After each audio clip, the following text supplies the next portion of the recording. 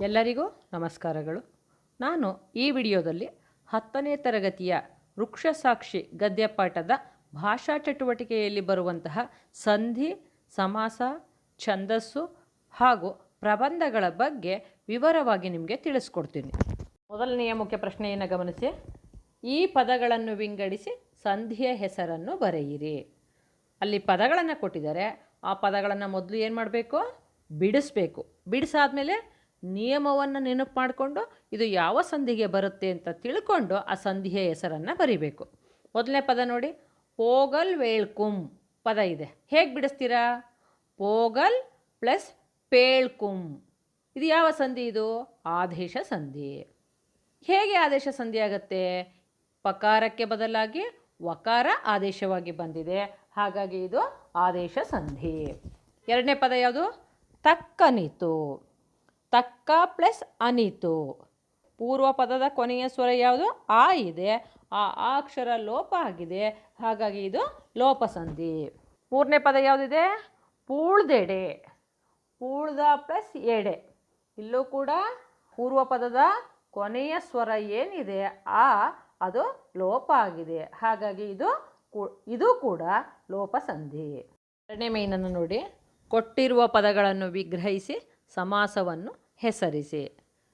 ಪದಗಳನ್ನು ಮೊದಲು ವಿಗ್ರಹಿಸಬೇಕು, ಅಂದರೆ ಬಿಡಿಸ್ಬೇಕು, ನಂತರ ಸಮಾಸದ ಹೆಸರನ್ನು ಬರಿಬೇಕು. ಮೊದಲನೇ ಪದ ಯಾವುದು? ಅತಿ ಕುಟಿಲ. ಅತಿಯಾದ ಪ್ಲಸ್ ಕುಟಿಲ, ಅತಿ ಕುಟಿಲ. ಇದು ಯಾವ ಸಮಾಸಕ್ಕೆ ಬರುತ್ತೆ? ಕರ್ಮಧಾರೆಯ ಸಮಾಸ. ಕುಟಿಲದ ವಿಶೇಷತೆ ಏನಿದೆ? ಅತಿ ಅನ್ನುವಂಥದ್ದು ಇದೆ. ಹಾಗಾಗಿ ಪೂರ್ವೋತ್ತರ ಪದಗಳು ವಿಶೇಷಣದಿಂದ ಕೂಡಿದ್ದರೆ ಅದನ್ನು ನಾವೇನಂತ ಕರಿತೀವಿ? ಕರ್ಮಧಾರೆಯ ಸಮಾಸ ಅಂತ ಹೇಳಿ ಕರಿತೀವಿ. ಹಾಗಾಗಿ ಅತಿ ಕುಟಿಲ ಅನ್ನುವಂಥದ್ದು ಕರ್ಮಧಾರೆಯ ಸಮಾಸ. ಕೈಕೊಳ್ಳುವುದು. ಕೈಯನ್ನು ಪ್ಲಸ್ ಕೊಳ್ಳುವುದು. ಇದು ಯಾವ ಸಮಾಸ? ಇದು ಕ್ರಿಯಾ ಸಮಾಸ. ಪೂರ್ವ ಪದ ನಾಮಪದ, ಉತ್ತರ ಪದ ಕ್ರಿಯಾಪದವಾಗಿದೆ, ಹಾಗಾಗಿ ಇದು ಕ್ರಿಯಾ ಸಮಾಸ. ಕಟ್ಟೆ ಕಾಂತ. ಪದ ಬಿಡಿಸಿ ಹೇಗೆ ಬಿಡಿಸ್ತೀರಾ? ಕಡಿದು ಪ್ಲಸ್ ಏಕಾಂತ. ಇಲ್ಲಿ ಏಕಾಂತದ ವಿಶೇಷತೆ ಕಡಿದು ಅನ್ನುವಂಥದ್ದು, ಹಾಗಾಗಿ ಇದು ಕರ್ಮಧಾರೆಯ ಸಮಾಸ. ಸ್ವಾಮಿ ದ್ರೋಹ. ಸ್ವಾಮಿಗೆ ಪ್ಲಸ್ ದ್ರೋಹ, ತತ್ಪುರುಷ ಸಮಾಸ. ಎರಡೂ ಪದಗಳು ನಾಮಪದಗಳಾಗಿದೆ. ಉತ್ತರ ಪದದ ಅರ್ಥ ಪ್ರಧಾನವಾಗಿದ್ದರೆ ಅದನ್ನು ನಾವೇನಂತ ಕರಿತೀವಿ? ತತ್ಪುರುಷ ಸಮಾಸ ಅಂತ ಹೇಳಿ ಕರಿತೀವಿ. ಇಲ್ಲಿ ಯಾವ ವಿಭಕ್ತಿ ಪ್ರತ್ಯಯ ಬಂದಿದೆ? ಗೆ, ಚತುರ್ಥಿ ವಿಭಕ್ತಿ ಪ್ರತ್ಯಯ ಬಂದಿದೆ, ಹಾಗಾಗಿ ಇದು ಚತುರ್ಥಿ ತತ್ಪುರುಷ ಸಮಾಸ ಅಂತ ಕೂಡ ಹೇಳಬಹುದು ನಾವು. ನೆಕ್ಸ್ಟ್ ಯಾವ ಪದ ಇದೆ? ಪರಧನ. ಪರರ ಪ್ಲಸ್ ಧನ, ಇದು ತತ್ಪುರುಷ ಸಮಾಸ. ಧನ ಹರಣ. ಧನದ ಪ್ಲಸ್ ಹರಣ ತತ್ಪುರುಷ ಸಮಾಸ. ಸಾಕ್ಷಿ ಮಾಡಿ. ಸಾಕ್ಷಿಯನ್ನು ಪ್ಲಸ್ ಮಾಡಿ, ಇದು ಕ್ರಿಯಾ ಸಮಾಸ. ಬಲವೊಂದು. ಬಲಕ್ಕೆ ಪ್ಲಸ್ ಬಂದು, ಇದು ಯಾವ ಸಮಾಸ? ಇದು ಕ್ರಿಯಾ ಸಮಾಸ. ನೀವೊಂದ್ಸಲ ಹೇಳ್ಕೊಂಡೊಟ್ಟಾಗೆ. ಅತಿ ಕುಟಿಲ. ಅತಿಯಾದ ಪ್ಲಸ್ ಕುಟಿಲ, ಕರ್ಮಧಾರೆಯ ಸಮಾಸ. ಕೈಕೊಳ್ಳುವುದು. ಕೈಯನ್ನು ಪ್ಲಸ್ ಕೊಳ್ಳುವುದು ಕ್ರಿಯಾ ಸಮಾಸ. ಕಟ್ಟೇಕಾಂತ. ಕಡಿದು ಪ್ಲಸ್ ಏಕಾಂತ, ಕರ್ಮಧಾರೆಯ ಸಮಾಸ. ಸ್ವಾಮಿ ದ್ರೋಹ. ಸ್ವಾಮಿಗೆ ಪ್ಲಸ್ ದ್ರೋಹ, ತತ್ಪುರುಷ ಸಮಾಸ. ಪರಧನ. ಪರರ ಪ್ಲಸ್ ಧನ, ತತ್ಪುರುಷ ಸಮಾಸ. ಧನ ಹರಣ. ಧನದ ಪ್ಲಸ್ ಹರಣ, ತತ್ಪುರುಷ ಸಮಾಸ. ಸಾಕ್ಷಿ ಮಾಡಿ. ಸಾಕ್ಷಿಯನ್ನು ಪ್ಲಸ್ ಮಾಡಿ, ಕ್ರಿಯಾ ಸಮಾಸ. ಬಲವೊಂದು. ಬಲಕ್ಕೆ ಪ್ಲಸ್ ಬಂದು, ಕ್ರಿಯಾ ಸಮಾಸ. ಮೂರನೇ ಮೇನನ್ನು ನೋಡಿ, ಕೊಟ್ಟಿರುವ ಪದ್ಯ ಭಾಗಕ್ಕೆ ಪ್ರಸ್ತಾರ ಹಾಕಿ ಛಂದಸ್ಸನ್ನು ಹೆಸರಿಸಿ ಲಕ್ಷಣ ಬರೆಯಿರಿ. ಇಲ್ಲಿ 2 ಸಾಲು ಪದ್ಯ ಇದೆ. ಇಲ್ಲಿ ಏನು ಮಾಡಬೇಕು? ಲಘು ಗುರುವನ್ನು ಗುರುತಿಸ್ಬೇಕು. ನೋಡಿ, ಮೊದಲನೇದು ಆ ಅನ್ನುವಂಥದ್ದು ಲಘು, ತಿ ಲಘು, ಕು ಲಘು, ಟಿ ಲಘು, ಲಾ ಲಘು, ಮಾ ಲಘು. ನಮ್ಮ ಅನ್ನುವಂಥದ್ದು ಗುರು. ಯಾಕೆ? ಅನುಸ್ವಾರ ಇದೆ, ಹಾಗಾಗಿ ಅದು ಗುರು. ಧ ಲಘು, ನಾ ಲಘು. ಲು ಅನ್ನುವಂಥದ್ದು ಗುರು. ಯಾಕೆ? ಅದರ ಮುಂದಿನ ಸಾಲನ್ನು ನೋಡಿ, ಅಲ್ಲಿ ಒತ್ತಕ್ಷರ ಇದೆ, ಹಾಗಾಗಿ ಅದು ಲು ಅನ್ನುವಂಥದ್ದು ಗುರು ಆಗುತ್ತೆ. ಈಗ ಎರಡನೇ ಸಾಲನ್ನು ನೋಡಿ, ಬಾ ಲಘು, ತೇ ಲಘು, ಇಮ್ ಅನ್ನುವಂಥದ್ದು ಗುರು. ದಮ್ ಅನ್ನುವಂಥದ್ದು ಗುರು, ದು ಅನ್ನುವಂಥದ್ದು ಗುರು. ಯಾಕೆ? ಷ್ಟ ಒತ್ತಕ್ಷರದ ಹಿಂದಿನ ಅಕ್ಷರ ಗುರು ಆಗುತ್ತೆ. ಷ್ಟ ಅನ್ನುವಂಥದ್ದು ಲಘು, ಭೂ ಅನ್ನುವಂಥದ್ದು ಒತ್ತಕ್ಷರದ ಹಿಂದಿನ ಅಕ್ಷರ ಗುರು, ದಿ ಅನ್ನುವಂಥದ್ದು ಲಘು, ನು ಲಘು, ಡಿ ಲಘು, ದಮ್ ಅನ್ನುವಂಥದ್ದು ಗುರು, ಪೂ ಲಘು, ಸಿ ಲಘು, ಎಮ್ ಅನ್ನುವಂಥದ್ದು ಗುರು. ಈಗ ನಾವು ಲಘು ಗುರುವನ್ನು ಗುರುತಿಸಾಯಿತು. ಈಗೇನು ಮಾಡಬೇಕು? ವಿಭಾಗವನ್ನು ಮಾಡಬೇಕು. ಮಾಡಿದ್ದೀನಿ ನೋಡಿ. ಅಲ್ಲಿ ಮೊದಲು ಎಷ್ಟು ಮಾತ್ರೆಗಳಿದೆ ಮೊದಲನೇ ಸಾಲಲ್ಲಿ ನೋಡಿ. ಎಷ್ಟು ಮಾತ್ರೆ ಇದೆ? 12 ಮಾತ್ರೆಗಳಿದೆ. 12 ಮಾತ್ರೆ ಇರೋದ್ರಿಂದ ನಾವು 4 ಮಾತ್ರೆಗಳ ಹಾಗೆ ವಿಭಾಗವನ್ನು ಮಾಡಬೇಕು. ಮೊದಲನೇ ಸಾಲಿನಲ್ಲಿ 4 ಮಾತ್ರೆಯ 3 ಗಣಗಳು ಬಂದಿದೆ. ಎರಡನೇ ಸಾಲಿನಲ್ಲಿ 4 ಮಾತ್ರೆಯ 5 ಗಣಗಳು ಬಂದಿದೆ. ಒಟ್ಟು 20 ಮಾತ್ರೆಗಳಿವೆ. ಹಾಗಾದರೆ ಇದು ಯಾವ ಛಂದಸ್ಸಿಗೆ ಸೇರುತ್ತೆ? ಮೊದಲನೇ ಸಾಲಿನಲ್ಲಿ 4 ಮಾತ್ರೆಯ 3 ಗಣಗಳು, ಎರಡನೇ ಸಾಲಿನಲ್ಲಿ 4 ಮಾತ್ರೆಯ 5 ಗಣಗಳು ಬಂದಿದೆ ಅಂದರೆ ಇದು ಕಂದ ಪದ್ಯ. ಮಾತ್ರಾ ಗಣದ ಕಂದ ಪದ್ಯದಲ್ಲಿ ಇದು ರಚನೆಯಾಗಿದೆ. ಇದು ಮಾತ್ರಾ ಛಂದಸ್ಸು. ಲಕ್ಷಣ ಏನು ಹಾಗಾದರೆ? ಕಂದ ಪದ್ಯದ ಲಕ್ಷಣವನ್ನು ಹೇಳಿ ಒಂದ್ಸಲ ನೋಡೋಣ. ಕಂದ ಪದ್ಯದಲ್ಲಿ 4 ಸಾಲುಗಳಿರ್ತವೆ. ಮೊದಲ 2 ಸಾಲುಗಳನ್ನು ಪೂರ್ವಾರ್ಧ ಅಂತ ಹೇಳ್ಬೋದು, ಎರಡನೇ ಸಾಲುಗಳನ್ನು ಉತ್ತರಾರ್ಧ ಅಂತ ಹೇಳ್ತೀವಿ. ಯಾಕೆಂದರೆ 1 ಮತ್ತು 3ನೇ ಸಾಲುಗಳು ಪರಸ್ಪರ ಸಮ, 2 ಮತ್ತು 4ನೇ ಸಾಲುಗಳು ಪರಸ್ಪರ ಸಮನಾಗಿರ್ತವೆ. ಹಾಗಾದರೆ ಪೂರ್ವಾರ್ಧ ಉತ್ತರಾರ್ಧಕ್ಕೆ ಸಮನಾಗಿರುತ್ತೆ. ಇದು 1 ಮತ್ತು 3ನೇ ಸಾಲುಗಳಲ್ಲಿ 4 ಮಾತ್ರೆಯ 3 ಗಣಗಳು ಬರ್ತವೆ. 2 ಮತ್ತು 4ನೇ ಸಾಲುಗಳಲ್ಲಿ 4 ಮಾತ್ರೆಯ 5 ಗಣಗಳು ಬರ್ತವೆ. ಇದರ ಬಗ್ಗೆ ನಿಮಗೆ ಹೆಚ್ಚಿನ ವಿವರ ಬೇಕು ಅಂದರೆ ನಾನು ಮಾತ್ರಾಗಣಕ್ಕೆ ಸಂಬಂಧಪಟ್ಟಂತಹ ಒಂದು ವಿಡಿಯೋವನ್ನು ಹಾಕಿದ್ದೀನಿ. ಅದರಲ್ಲಿ ಕಂದ ಪದ್ಯದ ಛಂದಸ್ಸಿನ ಲಕ್ಷಣವನ್ನು ಹೇಳಿದ್ದೀನಿ. ಆ ವಿಡಿಯೋನ ನೀವೆಲ್ಲ ಒಮ್ಮೆ ನೋಡಿ. ಇಲ್ಲಿ ಇನ್ನೂ ಒಂದು ಪದ್ಯವನ್ನು ಕೊಟ್ಟಿದ್ದಾರೆ. 1 ಸಾಲಿದೆ. 1 ಸಾಲು ಪದ್ಯ ಕೊಟ್ಟಿದ್ದಾರೆ ಎಂದ ತಕ್ಷಣ ಅದು ವೃತ್ತ ಛಂದಸ್ಸಿಗೆ ಸೇರುತ್ತೆ. ಅದು ಅಕ್ಷರಗಣ ಅನ್ನುವಂಥದ್ದನ್ನ ನೀವು ನೆನಪು ಮಾಡ್ಕೋಬೇಕು. ಅಕ್ಷರಗಣ ಆದರೆ ನಾವು ಏನು ಮಾಡಬೇಕು? ಮೊದಲು 3 ಅಕ್ಷರಗಳನ್ನು ವಿಭಾಗ ಮಾಡಬೇಕು. ನೋಡಿ, ಅಲ್ಲಿ ನಾನು ವಿಭಾಗವನ್ನು ಮಾಡಿದ್ದೀನಿ. ಆಮೇಲೆ ಏನು ಮಾಡಬೇಕು? ಆಮೇಲೆ ಲಘು ಗುರುವನ್ನು ಗುರುತಿಸ್ಬೇಕು. ಮೇ ಅನ್ನುವಂಥದ್ದು ದೀರ್ಘಾಕ್ಷರ ಆಗಿದೆ, ಗುರು ಹಾಕಿದ್ದೀನಿ. ದ ಲಘು, ನೀ ಲಘು, ಎಮ್ ಅನ್ನುವಂಥದ್ದು ಅನುಸ್ವಾರ ಇದೆ, ಹಾಗಾಗಿ ಗುರು. ಕ ಲಘು, ಮಾ ಗುರು. ಯಾಕೆ ಅಂದರೆ ಕ್ರಾ ಇದೆ ನೋಡಿ ಮುಂದೆ, ಒತ್ತಕ್ಷರದ ಹಿಂದಿನ ಅಕ್ಷರ ಮಾ ಅನ್ನುವಂಥದ್ದು, ಹಾಗಾಗಿ ಅದಕ್ಕೆ ಗುರು ಹಾಕಿದ್ದೀನಿ. ಕ ಅನ್ನುವಂಥದ್ದು ಲಘು, ಮಾ ಲಘು, ದೇ ಲಘು, ಪಾಗೆ ಗುರು ಹಾಕಿದ್ದೀನಿ. ಒತ್ತಕ್ಷರದ ಹಿಂದಿನ ಅಕ್ಷರ ಅದು ಗುರು ಆಗುತ್ತೆ. ವಿ ಅನ್ನೋದು ಲಘು, ದು ಲಘು, ದ ಅನ್ನುವಂಥದ್ದು ದೀರ್ಘಾಕ್ಷರ ಗುರು, ತ ಅನ್ನುವಂಥದ್ದು ಲಘು, ನಾ ಲಘು, ಭೋ ದೀರ್ಘಾಕ್ಷರ ಗುರು, ವಿ ಲಘು, ಭ ಗುರು, ಗ ಲಘು, ಮಾ ದೀರ್ಘಾಕ್ಷರ ಗುರು. ಈಗ ನಾವೇನು ಮಾಡಿದ್ವಿ? ಲಘು ಗುರುವನ್ನು ಗುರುತಿಸಿದ್ವಿ. ಆಮೇಲೆ ಏನು ಮಾಡಬೇಕು? ಇದು ಯಾವ ವೃತ್ತಕ್ಕೆ ಸೇರಿದೆ ಅನ್ನುವಂಥದ್ದನ್ನು ನಾವು ಪತ್ತೆ ಹಚ್ಚಬೇಕು. ಪತ್ತೆ ಹಚ್ಚಬೇಕಾದ್ರೆ ನಾವೇನು ಮಾಡಬೇಕು? ಯಾವ್ಯಾವ ಗಣಗಳು ಬರುತ್ತೆ ಅಂತ ಪತ್ತೆ ಹಚ್ಕೋಬೇಕು ಮೊದಲು. ಅದನ್ನು ಪತ್ತೆ ಹಚ್ಚೋದು ಹೇಗೆ? ಯಮತ ರಾಜ ಬಹನ ಸಲಗಂ ಹಾಕ್ಕೊಳ್ಳಿ, ಅದರಲ್ಲಿ ಇದನ್ನು ಗುರುತಿಸ್ತಾ ಹೋಗಿ. ಮೊದಲನೇದು 1 ಗುರು 2 ಲಘು ಬಂದಿದೆ ಅಂದರೆ ಭಗಣ, ಮಧ್ಯದಲ್ಲಿ ಲಘು ಬಂದರೆ ರಗಣ, 3 ಲಘುಗಳಿದ್ರೆ ನಗಣ. 1 ಗುರು 2 ಲಘು ಇದ್ದರೆ ಏನಂತ ಹೇಳಿದೆ ನಿಮಗೆ? ಮೊದಲನೇದಿದೆ ನೋಡಿಲಿ, ಭಗಣ. ನೆಕ್ಸ್ಟು ಭಗಣ, ಆಮೇಲೆ ರಗಣ ಬಂದಿದೆ. ಕೊನೆಯಲ್ಲಿ 1 ಲಘು 1 ಗುರು ಉಳಿದಿದೆ. ಯಾವ್ಯಾವ ಗಣಗಳು ಬಂತು ಈಗ ನಿಮಗೆ? ಇಲ್ಲಿ ಭರನ ಬಬರ ಗಣಗಳು ಬಂದಿದೆ. ಭರನ ಬಬರ ಗಣಗಳು ಬಂದರೆ ಅದು ಯಾವ ವೃತ್ತ ಆಗುತ್ತೆ? ಉತ್ಪಲಮಾಲಾ ವೃತ್ತ ಆಗುತ್ತೆ. ಈ ಅಕ್ಷರ ಗಣಕ್ಕೆ ಸಂಬಂಧಪಟ್ಟ ಹಾಗೆ ವೃತ್ತ ಛಂದಸ್ಸನ್ನು ನೀವು ತಿಳ್ಕೋಬೇಕು ಅಂದರೆ ನಾನು ಅಕ್ಷರ ಛಂದಸ್ಸು ಅಂತ ಹೇಳಿ ಒಂದು ವಿಡಿಯೋವನ್ನು ಹಾಕಿದ್ದೀನಿ. ಅದನ್ನು ನೀವು ನೋಡಿ ನಿಮಗೆ ಚೆನ್ನಾಗಿ ಅರ್ಥ ಆಗುತ್ತೆ. ನೆಕ್ಸ್ಟ್ ಏನಿದೆ? 4ನೇ ಮೇನು ಪ್ರಬಂಧ ರಚಿಸಿ ಅಂತ ಇದೆ. ಮೊದಲನೇ ವಿಷಯ ಯಾವುದು? ಮಹಿಳಾ ಸಬಲೀಕರಣ ಇದೆ. ಮಹಿಳಾ ಸಬಲೀಕರಣ ಅನ್ನುವಂತಹ ವಿಷಯಕ್ಕೆ ಪ್ರಬಂಧವನ್ನು ಬರಿಬೇಕು. ಪ್ರಬಂಧ ಅಂದ ತಕ್ಷಣ 3 ಅಂಶಗಳನ್ನು ನೆನಪು ಮಾಡ್ಕೊಳ್ಳಿ.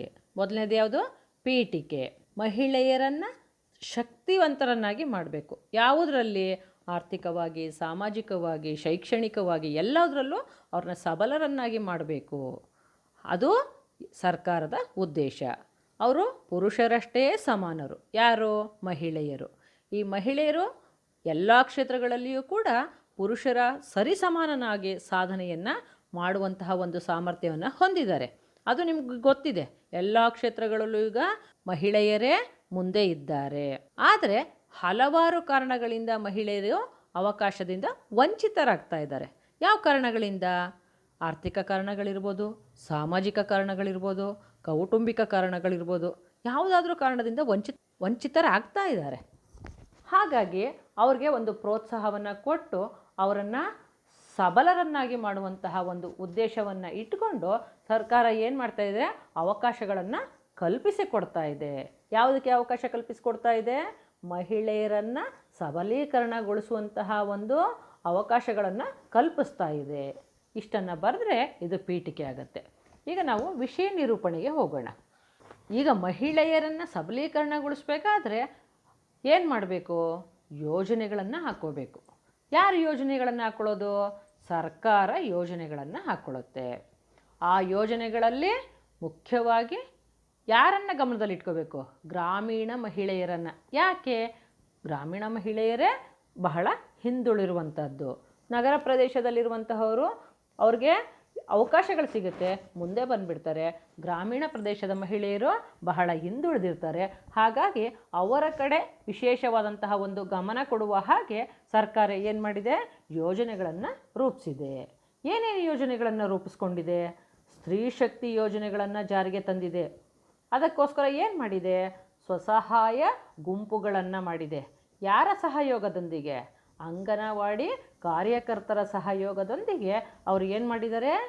ಸ್ವಸಹಾಯ ಗುಂಪುಗಳನ್ನು ಮಾಡಿದ್ದಾರೆ. ಆ ದೌರ್ಜನ್ಯಕ್ಕೆ ಒಳಗಾದಂತಹ ಮಹಿಳೆಯರಿಗೆ ಆರ್ಥಿಕವಾಗಿ ಹಾಗೂ ಕಾನೂನು ನೆರವುಗಳನ್ನು ನೀಡಲು ಸಾಂತ್ವನ ಯೋಜನೆಯನ್ನು ಜಾರಿಗೆ ಮಾಡಿ ತಂದಿದೆ. ಯಾವ ಯೋಜನೆಯನ್ನು ಜಾರಿಗೆ ತಂದಿದೆ? ಸಾಂತ್ವನ ಯೋಜನೆಯನ್ನು ಜಾರಿಗೆ ತಂದಿದೆ. ಈ ಯೋಜನೆಗಳಲ್ಲಿ ಏನು ದೌರ್ಜನ್ಯಕ್ಕೆ ಒಳಗಾದಂತಹ ಮಹಿಳೆಯರಿಗೆ ಏನು ಮಾಡ್ತಾ ಇದೆ? ಅದು ಸ್ವ ಉದ್ಯೋಗವನ್ನು ಕೈಗೊಳ್ಳಲಿಕ್ಕೆ ಅನುಕೂಲವಾಗುವ ಹಾಗೆ ತರಬೇತಿಗಳನ್ನು ನೀಡಿ ಅವರನ್ನು ಸ್ವಾವಲಂಬಿಯಾಗಿ ಬದುಕಲಿಕ್ಕೆ, ಸ್ವತಂತ್ರವಾಗಿ ಅವರೇ ಬದುಕಲಿಕ್ಕೆ ಅವಕಾಶವನ್ನು ಕೂಡ ಮಾಡಿಕೊಟ್ಟಿದ್ದೆ. ಅಷ್ಟೇ ಅಲ್ಲ, ಸಮಗ್ರ ಶಿಶು ಅಭಿವೃದ್ಧಿ ಸೇವೆಯನ್ನು ಅಂಗನವಾಡಿಗಳ ಮುಖಾಂತರ ಅನುಷ್ಠಾನಗೊಳಿಸಿ ಗರ್ಭಿಣಿಯರಿಗೆ ಮತ್ತು ಬಾಣಂತಿಯರಿಗೆ ಏನು ಮಾಡ್ತಾ ಇದೆ? ಪೌಷ್ಟಿಕ ಆಹಾರವನ್ನು ವಿತರಣೆ ಮಾಡ್ತಾ ಇದೆ. ವಿಕಲಚೇತನರಾಗಿರುವಂತಹವರು ಮತ್ತು ಹಿರಿಯ ನಾಗರಿಕ ಮಹಿಳೆಯರಿಗೆ ಅಗತ್ಯವಾದಂತಹ ಸಾಧನ ಸಲಕರಣೆಗಳನ್ನು ಸರಬರಾಜು ಮಾಡ್ತಾ ಇದೆ. ಅಷ್ಟೇ ಅಲ್ಲ, ವೃದ್ಧಾಶ್ರಮಗಳನ್ನು ಸ್ಥಾಪಿಸಿ ಅದಕ್ಕೆ ಬೇಕಾದಂತಹ ಅಗತ್ಯ ಸೌಲಭ್ಯಗಳನ್ನು ನೀಡಿದೆ. ಉದ್ಯೋಗ ಹಾಗೂ ರಾಜಕೀಯ ಕ್ಷೇತ್ರಗಳಲ್ಲಿ ಕೂಡ ಮಹಿಳೆಯರಿಗೆ ಏನು ಮಾಡಿದೆ? ವಿಶೇಷವಾದಂತಹ ಮೀಸಲಾತಿಯನ್ನು ನೀಡಿ ಅವರ ಸಬಲೀಕರಣಕ್ಕೆ ಒತ್ತು ನೀಡಿದೆ. ಇದನ್ನು ನೀವು ವಿಷಯ ನಿರೂಪಣೆಗೆ ಬರೀರಿ. ಉಪಸಂಹಾರ ನೋಡಿ. ಇಲ್ಲಿ ಕೇವಲ ಸರ್ಕಾರ ಯೋಜನೆಗಳನ್ನು ಹಾಕ್ಕೊಂಡು ಅದನ್ನು ಮಾಡಿದ್ರೆ ಅದು ಯಶಸ್ವಿಯಾಗಲಿಕ್ಕೆ ಸಾಧ್ಯ ಇಲ್ಲ. ಅದ್ರ ಜೊತೆಗೆ ನಾವೇನು ಮಾಡಬೇಕು? ಅವ್ರ ಜೊತೆ ಕೈ ಜೋಡಿಸ್ಬೇಕು. ಮಹಿಳಾ ಸಬಲೀಕರಣ ನಮ್ಮೆಲ್ಲರ ಆದ್ಯ ಕರ್ತವ್ಯ. ಸರ್ಕಾರದ ಕಾರ್ಯಕ್ರಮಗಳು ಏನು ಹಾಕುತ್ತವೆ ಆ ಕಾರ್ಯಕ್ರಮಕ್ಕೆ ಪ್ರತಿಯೊಬ್ಬ ನಾಗರಿಕನೂ ಕೂಡ ಕೈ ಜೋಡಿಸ್ಬೇಕು.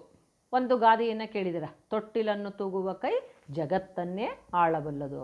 ಬರೀ ಹೆಣ್ಣು ಮಕ್ಕಳು 4 ಗೋಡೆಗಳಿಗೆ ಮಾತ್ರ ಸೀಮಿತರಲ್ಲ, ಇಡೀ ಸಾಮ್ರಾಜ್ಯವನ್ನೇ ಆಳ್ತಾರೆ ಅನ್ನುವಂಥದ್ದು ಈ ಮಾತಿನ ಅರ್ಥ. ಈಗಾಗಲೇ ನಿಮಗೆ ಇತಿಹಾಸ ಪುಟಗಳಲ್ಲಿ ಅದನ್ನು ಗೊತ್ತಾಗಿದೆ, ನಿಮಗೆ ನೋಡಿದ್ದೀರ.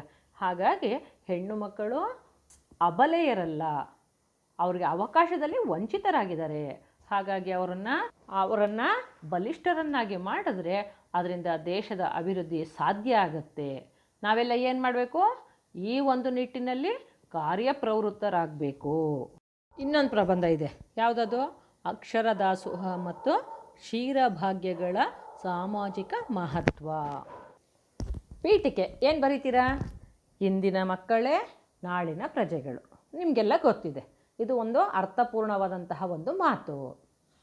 ಅಂದರೆ ಮುಂದಿನ ಪ್ರಜೆಯಾಗುವಂತಹ ಮಕ್ಕಳನ್ನು ನಾವು ಹೇಗೆ ಬೆಳೆಸಬೇಕು? ಸದೃಢರನ್ನಾಗಿ ಬೆಳೆಸಬೇಕು. ಸದೃಢರನ್ನಾಗಿ ಅಂದರೆ ದೈಹಿಕವಾಗಿ, ಮಾನಸಿಕವಾಗಿ, ಬೌದ್ಧಿಕವಾಗಿ ಎಲ್ಲ ರೀತಿಯೂ ಬೆಳೆಸಬೇಕು. ಹಾಗಾಗಿ ಉತ್ತಮವಾದಂತಹ ಶಿಕ್ಷಣವನ್ನು ನೀಡಿದ್ರೆ, ಉತ್ತಮವಾದಂತಹ ಪ್ರಜೆಗಳನ್ನಾಗಿ ರೂಪಿಸೋದು ಯಾರ ಕರ್ತವ್ಯ ಆಗಿದೆ? ಸಮಾಜ ಮತ್ತು ಸರ್ಕಾರ ಇಬ್ಬರ ಕರ್ತವ್ಯ ಕೂಡ ಆಗಿದೆ. ಹಾಗಾಗಿ ಈ ಒಂದು ಉದ್ದೇಶವನ್ನು ಇಟ್ಕೊಂಡು ಸರ್ಕಾರ ಏನು ಮಾಡಿದೆ? ಅಕ್ಷರ ದಾಸೋಹ ಮತ್ತು ಕ್ಷೀರಭಾಗ್ಯ ಯೋಜನೆಗಳನ್ನು ಉತ್ತಮವಾದಂತಹ ಸಾಮಾಜಿಕ ಬೆಳವಣಿಗೆಗೆ ಉಪಯೋಗವಾಗುವಂತಹ ಒಂದು ಯೋಜನೆಯನ್ನು ಜಾರಿಗೆ ತಂದಿದೆ. ಇದನ್ನು ನೀವು ಪೀಠಿಕೆಗೆ ಬರೀರಿ. ವಿಷಯ ನಿರೂಪಣೆಯಲ್ಲಿ ಮೊದಲು ನಾವು ಯಾವುದನ್ನು ತಿಳ್ಕೋಬೇಕು? ಅಕ್ಷರ ದಾಸೋಹದ ಬಗ್ಗೆ ಒಂದು ಸ್ವಲ್ಪ ವಿಚಾರವನ್ನು ತಿಳ್ಕೋಬೇಕು. ಇದು ಯಾರು ತಂದಿರುವಂತಹ ಒಂದು ಯೋಜನೆ? ಇದು ಕೇಂದ್ರ ಸರ್ಕಾರ ಮತ್ತು ರಾಜ್ಯ ಸರ್ಕಾರಗಳು ತಂದಿರುವಂತಹ ಒಂದು ಮಹತ್ವಾಕಾಂಕ್ಷೆಯ ಯೋಜನೆಯಾಗಿದೆ. ಯಾಕೆ ತಂದರು ಇದನ್ನು? ಶಾಲೆಯಲ್ಲಿ ಓದುತ್ತಿರುವಂತಹ ಮಕ್ಕಳಲ್ಲಿ ಅಪೌಷ್ಟಿಕತೆ ಹೆಚ್ಚಾಗಿದೆ, ಅದನ್ನು ನಿವಾರಣೆ ಮಾಡಬೇಕು. ನಿವಾರಣೆ ಮಾಡಿ ಅವರಲ್ಲಿ ಭೌತಿಕ ಮತ್ತು ಮಾನಸಿಕ ಬೆಳವಣಿಗೆಯನ್ನು ಏನು ಮಾಡಬೇಕು? ಸದೃಢಗೊಳಿಸುವಂತಹ ನಿಟ್ಟಿನಲ್ಲಿ ಈ ಯೋಜನೆಯನ್ನು ಸರ್ಕಾರ ಜಾರಿಗೆ ತಂದಿದೆ. ಅದಕ್ಕೆ ಇದು ತುಂಬ ಉಪಯೋಗ ಆಗುತ್ತೆ. ಈ ಯೋಜನೆ ಯಾವಾಗ ಜಾರಿಗೆ ಬಂತು? 2007-8ನೇ ಸಾಲಿನಲ್ಲಿ ಈ ಅಕ್ಷರ ದಾಸೋಹ ಯೋಜನೆ ಜಾರಿಗೆ ಬಂದಿದೆ. ಅದಕ್ಕೂ ಮೊದಲು ಅದು ಪ್ರಾಥಮಿಕ ಶಾಲೆಗಳಿಗೆ ಮಾತ್ರ ಸೀಮಿತ ಆಗಿತ್ತು. 2007-8ನೇ ಸಾಲಿನಲ್ಲಿ ರಾಜ್ಯ 1ರಿಂದ 10ನೇ ತರಗತಿಯ ಎಲ್ಲ ವಿದ್ಯಾರ್ಥಿಗಳಿಗೂ ಈ ಮಧ್ಯಾಹ್ನದ ಬಿಸಿಯೂಟವನ್ನು ನೀಡ್ತಾ ಇದ್ದಾರೆ. ಕ್ಷೀರಭಾಗ್ಯ ನೋಡಿ, ಹಾಲು ಯಾವುದಕ್ಕೆ ಸಮಾನ? ಅಮೃತಕ್ಕೆ ಸಮಾನ. ಮಕ್ಕಳು ಯಾರಿಗೆ ಸಮಾನ? ದೇವರಿಗೆ ಸಮಾನ. ಹಾಗಾಗಿ ಅಮೃತ ಸಮಾನವಾದಂತಹ ಹಾಲನ್ನು ದೇವರ ಸಮಾನರಾದಂತಹ ಮಕ್ಕಳಿಗೆ ನೀಡುತ್ತಿರುವಂತಹ ಯೋಜನೆಯೇ ಕ್ಷೀರಭಾಗ್ಯ ಯೋಜನೆ. ಆರೋಗ್ಯವಂತ ಮಕ್ಕಳು ದೇವರ ಸಂಪತ್ತು. ಇದನ್ನು ಮನಗಂಡಂತಹ ಸರ್ಕಾರ ಈ ಯೋಜನೆಯನ್ನು ಜಾರಿಗೆ ತಂದಿದೆ. ಶಾಲಾ ಮಕ್ಕಳಲ್ಲಿ ಏನನ್ನು ಹೆಚ್ಚಿಸುವಂತಹ ಉದ್ದೇಶ ಇಟ್ಕೊಂಡಿದೆ? ಪೌಷ್ಟಿಕತೆಯನ್ನು ಹೆಚ್ಚಿಸುವಂತಹ ಉದ್ದೇಶವನ್ನು ಇಟ್ಕೊಂಡು ಅಂಗನವಾಡಿಯ ಮಕ್ಕಳೂ ಸೇರಿದಂತೆ 1ರಿಂದ 10ನೇ ತರಗತಿಯವರೆಗಿನ ಮಕ್ಕಳಿಗೆ ಎಷ್ಟು ಕೊಡ್ತಾರೆ? ಹಾಲನ್ನ 150 ml ಇಲ್ಲಿ ಹಾಲನ್ನು ಕೊಡ್ತಾರೆ. ಬಿಸಿ ಹಾಲನ್ನು ಕುಡಿಯಲು ನೀಡುವಂತಹ ಯೋಜನೆಯನ್ನು ಸರ್ಕಾರ ಯಾವಾಗ ಜಾರಿಗೆ ತಂತು? 2013ರಿಂದ ರಾಜ್ಯದಾದ್ಯಂತ ಅನುಷ್ಠಾನಗೊಳಿಸಿದೆ. ಈ ಅಕ್ಷರ ದಾಸೋಹ ಮತ್ತು ಕ್ಷೀರಭಾಗ್ಯ ಯೋಜನೆಗಳ ಮುಖ್ಯ ಉದ್ದೇಶ ಏನಾಗಿದೆ? ಶಾಲಾ ಮಕ್ಕಳ ದಾಖಲಾತಿ ಮತ್ತು ಹಾಜರಾತಿಯನ್ನು ಹೆಚ್ಚಿಸೋದು. ಮಕ್ಕಳು ಶೈಕ್ಷಣಿಕ ವರ್ಷದಲ್ಲಿ ಮಧ್ಯದಲ್ಲಿ ಶಾಲೆಯನ್ನು ಬಿಡದ ಹಾಗೆ ತಡೆಯುವಂಥದ್ದು. ಪೌಷ್ಟಿಕಾಂಶವನ್ನು ಹೆಚ್ಚಿಸುವುದರ ಮೂಲಕ ಶಾಲಾ ಮಕ್ಕಳ ಆರೋಗ್ಯವನ್ನು ಕಾಪಾಡೋದು. ಶಾಲಾ ಮಕ್ಕಳ ಕಲಿಕಾ ಸಾಮರ್ಥ್ಯವನ್ನು ಹೆಚ್ಚಿಸುವುದು. ಶಾಲಾ ಮಕ್ಕಳಲ್ಲಿ ಸಾಮಾಜಿಕ ಸಮಾನತೆಯನ್ನು ಮೂಡಿಸಿ ತನ್ಮೂಲಕ ರಾಷ್ಟ್ರೀಯ ಭಾವೈಕ್ಯತೆಯನ್ನು ಬೆಳೆಸುವಂಥದ್ದಾಗಿದೆ. ಸಮಾಜದ ಘಟಕವಾದಂತಹ ಎಲ್ಲ ಮಕ್ಕಳಿಗೂ ಉತ್ತಮವಾದಂತಹ ಶೈಕ್ಷಣಿಕ ವಾತಾವರಣವನ್ನು ನೀಡಿ ಸಮಾಜದಲ್ಲಿ ಗೌರವಾನ್ವಿತರಾಗಿ ತಮ್ಮ ಜೀವನವನ್ನು ರೂಪಿಸಿಕೊಳ್ಳಲು ಈ ಯೋಜನೆಗಳು ಸಹಕಾರಿಯಾಗಿದೆ. ಇದುವರೆಗೂ ನಾನು ಹೇಳಿದಂತಹ ಭಾಷಾ ಚಟುವಟಿಕೆ ನಿಮಗೆ ಅರ್ಥ ಆಗಿದೆ ಅಂತ ಹೇಳಿ ನಾನು ಭಾವಿಸ್ತೀನಿ. ಇದನ್ನೆಲ್ಲ ನೀವು ಚೆನ್ನಾಗಿ ಅಭ್ಯಾಸ ಮಾಡಿ. ಧನ್ಯವಾದಗಳು.